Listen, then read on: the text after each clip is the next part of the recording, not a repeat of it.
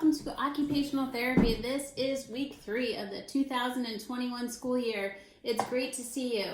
This activity that we're doing today, or these activities, are for the week of January 18th. There's no school on the 18th, but we will be doing these activities the remainder of the week in your virtual visit or in person, depending on whether or not you're attending school in person.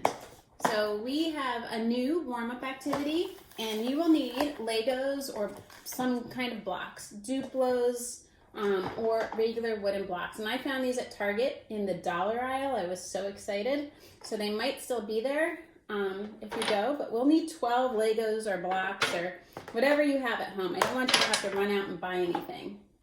So why is block design so important? It's important for visual motor development. So we actually, in occupational therapy, gauge a child's visual motor development by having them do block design. And a lot of other professions do as well. So we always like to work on this skill. It works on visual motor skills, reaching and grasping, and it works on proprioception. I know it's a big word. It means awareness of where your body is in space. So it's a great activity. It's very simple, and I think it's underrated. So the first thing we like to do in OT is work on stacking blocks. So if you are 30 months old, you should be able to stack 10 blocks. And I know it seems like a lot, but we are going to try it, and I hope you guys are working with me at home. 1, 2, 3, 4, 5, 6, 7, 8, 9. One more, and 10. If you're having trouble engaging your child with stacking blocks, you can have them knock it down first and say, oh, can we fix it? Let's try it again. And then they can stack the blocks again. Now, if they have trouble with alignment, you can always stabilize the base with the one hand for them so that they don't get too frustrated, and have them stack again. So we look for hand preference with this. We look for visual motor skills. We look for a lot of things, coordination and proprioception. So I did all 12. Yay! When you are 30 months old, you should also be able to imitate simple block designs using 3 blocks.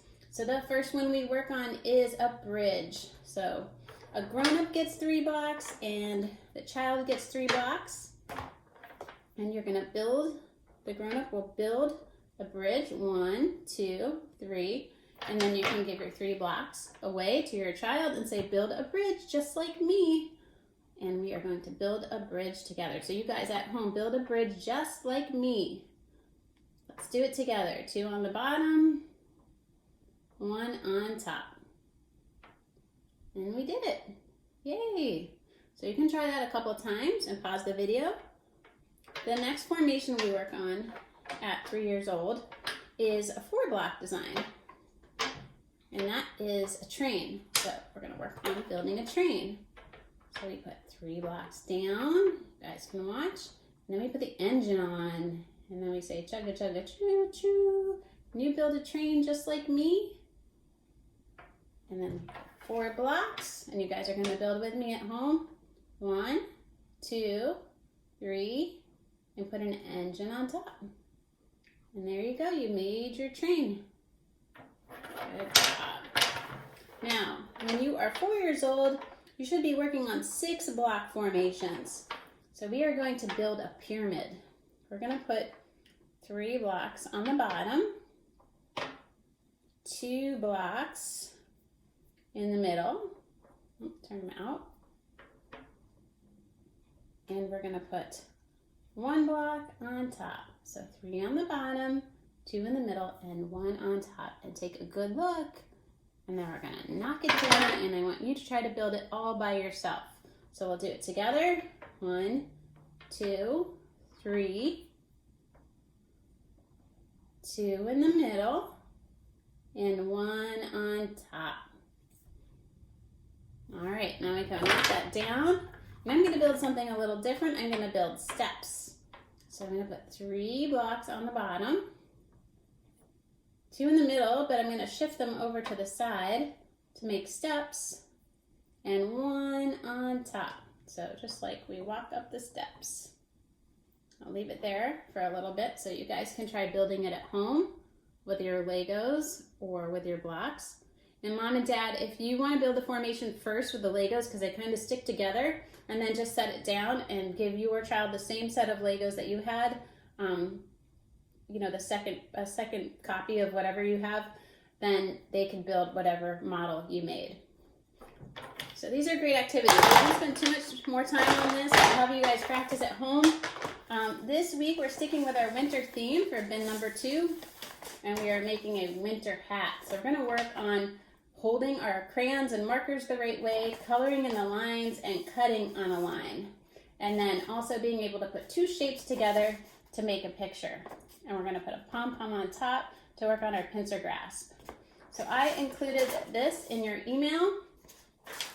And I would also like you to have a little container of broken crayons. So if you have a whole crayon like this, just take it and break it.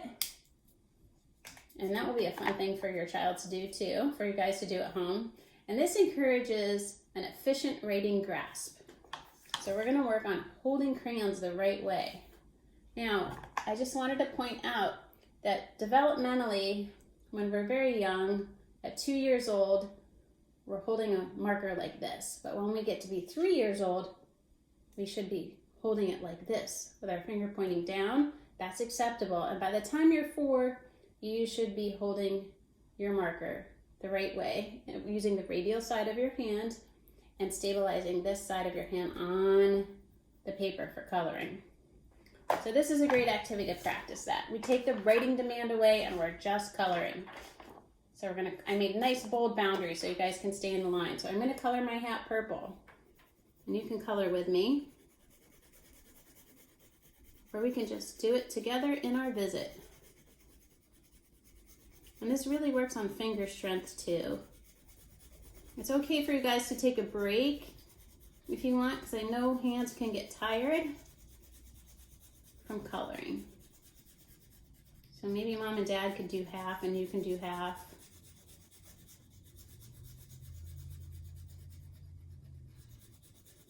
Make sure you cover all the white.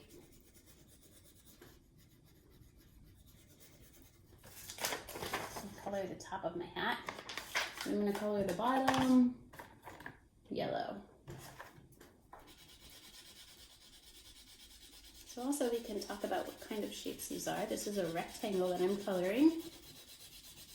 And trace it with your finger or trace it with another crayon. Trace the edges. A lot of you have goals to color in a 4-inch shape, so this is great. And then I colored in the top and the bottom. Now we're going to work on cutting skills. So depending on where you are with your scissor skills, you can just practice cutting on a line straight up to cut a paper in 2 and have a grown-up help you cut out the rest, or you can practice cutting like this and cutting backwards so you guys can see it. I can see through the paper. And practice turning your paper when you get to a corner. I'm cutting kind of fast, but I don't need you to cut too fast. I want you to stay on the line. We're going to cut out this half circle shape. Slow and steady wins the race. You do not want choppy cutting.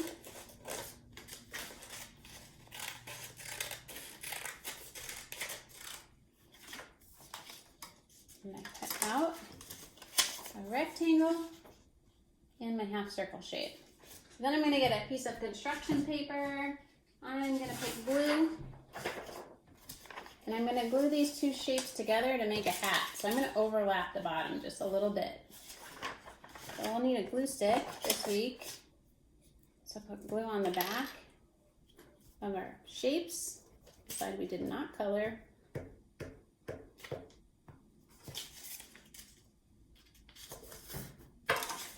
Put glue on the back of this.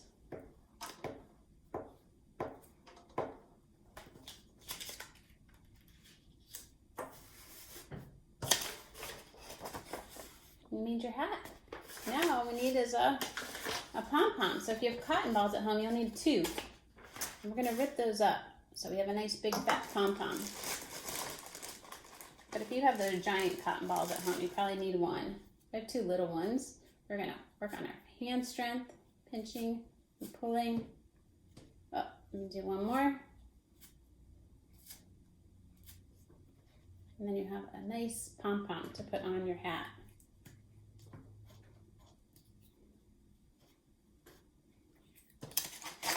You made a cute hat, another decoration.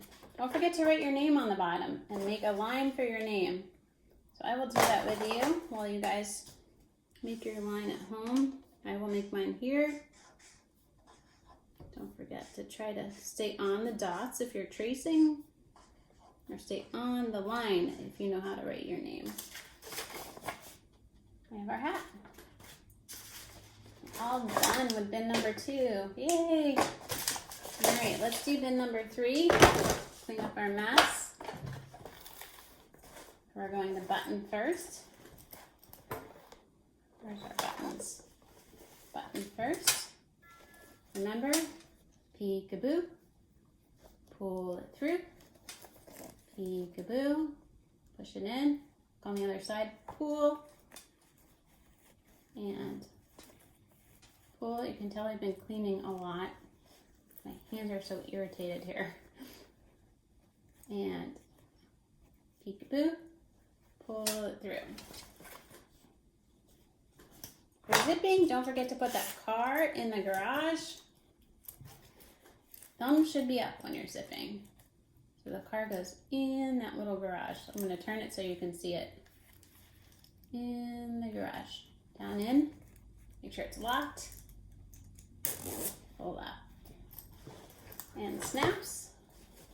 You guys are doing so good with fasteners. I'm so proud of you all. Well, that little hole should line up with this peg. Call it the belly button. And listen for the pop. You might have to use your thumb. Push down with your thumb. Pop. And we did it. We are all done with OT. So I hope you guys have a great rest of your day, and thanks for joining.